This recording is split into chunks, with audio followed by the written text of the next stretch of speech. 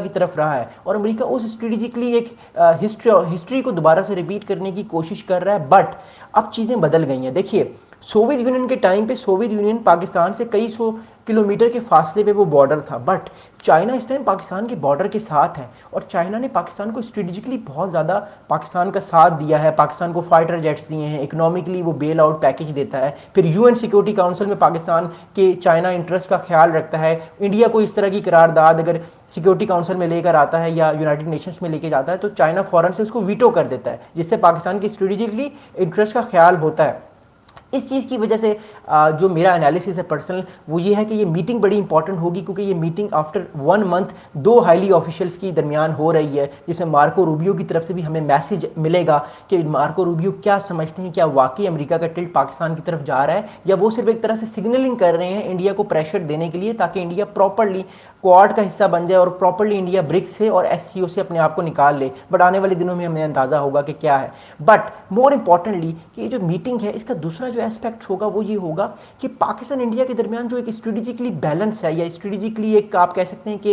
Ambiguity है कि आने वाले वक्त में क्या पाकिस्तान भारत के दरमियान दोबारा जंग हो सकती है। जो मैंने आपको बताया कि अक्टूबर में बिहार में इलेक्शंस हैं इंडिया में, तो हो सकता है कि इंडिया और पाकिस्तान के दरमियान कोई और स्क्रीमिश हो, प्राइम मिनिस्टर मोदी इलेक्शन जीतने के लिए कोई नैरेटिव अपनाएं और ये जंग दोबारा हो सकती है। चांसेस हैं, रूल आउट कोई नहीं कर सकता। लेकिन अमेरिका का पाकिस्तान के साथ मामला जो है वो बेहतर होना बड़ा ज़रूरी है एज ऑफ नाउ, क्योंकि अगर इसहाक डार साहब जो है वो इस मीटिंग में पाकिस्तान इंडिया के मामले को भी लेकर चलते हैं और कोई स्टेटमेंट आता है, क्योंकि कल मीटिंग के बाद जो है मैं आप लोगों के साथ वीडियो शेयर करूंगा कि मीटिंग के बाद मामला किस तरह तय पाए हैं और क्या स्टेटमेंट दिया है मार्को रूबियो ने, क्योंकि वो स्टेटमेंट कोई ना कोई देंगे इस मीटिंग के बाद। ये बड़ी इंपॉर्टेंट मीटिंग है कल उनकी पाकिस्तान के फॉरेन मिनिस्टर और डिप्टी प्राइम मिनिस्टर इसहाक डार से।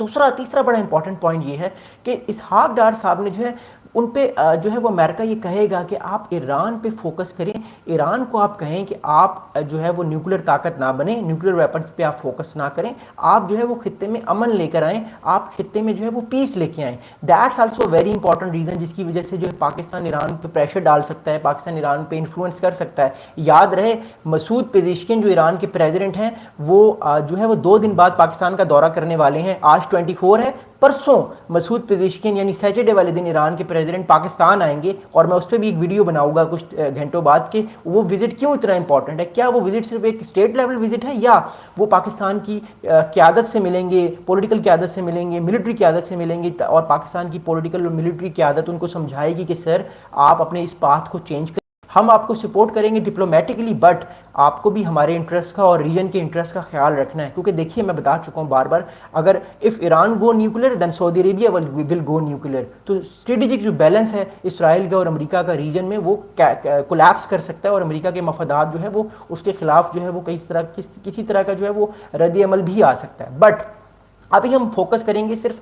इसहाक जो विजिट है उस पर हम इंडिया पाकिस्तान के सिनेरियो के साथ फोकस करेंगे कि ये विजिट और कितना अहमियत का हामिल हो सकता है। देखिए, मैंने आपको बारहा कहा कि 2012 में लास्ट टाइम पाकिस्तान को अमेरिका ने F-16 F-16 फाइटर जेट्स दिए थे। उसके बाद से अब तक अमेरिका हमें F-16 फाइटर जेट्स के हर साल पार्ट्स देता है, नए फाइटर जेट्स हमें नहीं देता और 2035 तक गालिबन पाकिस्तान के 30 से 35 F-16 फाइटर जेट्स जो हैं वो रिटायर हो जाएंगे। पाकिस्तान को अभी जो इस टाइम रिक्वायरमेंट है F-16 फाइटर जेट्स की वो तकरीबन 18 से 36 पाकिस्तान को अगले 5 से 10 साल में F-16 फाइटर जेट्स चाहिए, अगर पाकिस्तान का पूरा इन्हिसार अमेरिकन जो इक्विपमेंट है उस पर रहता है। बट मेरा एक और एनालिसिस था कि अमेरिका कभी भी पाकिस्तान को F-16 फाइटर जेट्स उतने नहीं देगा जितने पाकिस्तान चाहता है। अमेरिका शुरू ही से पाकिस्तान को 1/3 फाइटर जेट्स देता है जितने भी पाकिस्तान F-16 मांगता है। तो एटलीस्ट अमेरिका पाकिस्तान को अगले 5-7 साल में 12 से 15 F-16 फाइटर जेट्स दे सकता है, ताकि पाकिस्तान से भी अमेरिका की नज़र ना हटे, क्योंकि ये अमेरिका का बड़ा एक स्ट्रेटेजिक फैसला है। और आई थिंक ये उनके थिंक टैंक्स ने ये सोचा होगा कि हम सिर्फ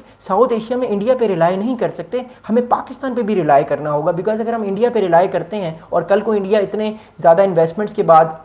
हमें ये कहता है कि हम चाइना के साथ मफादात रखेंगे, हम अपनी स्ट्रेटेजिक जो इकोनॉमी वाली फॉरेन पॉलिसी है हम उसी पे अमल करेंगे और हम अपनी मर्ज़ी के मुताबिक अपनी फॉरेन पॉलिसी बनाएंगे, तो ये चीज़ को भी देखना बड़ा ज़रूरी होगा कि क्या अमेरिका जो है वो सिर्फ इंडिया के साथ चलता है या पाकिस्तान के साथ भी चलेगा। आई थिंक जो रिपब्लिकन्स हैं, ख़ासतौर पर प्रेजिडेंट ट्रंप हैं,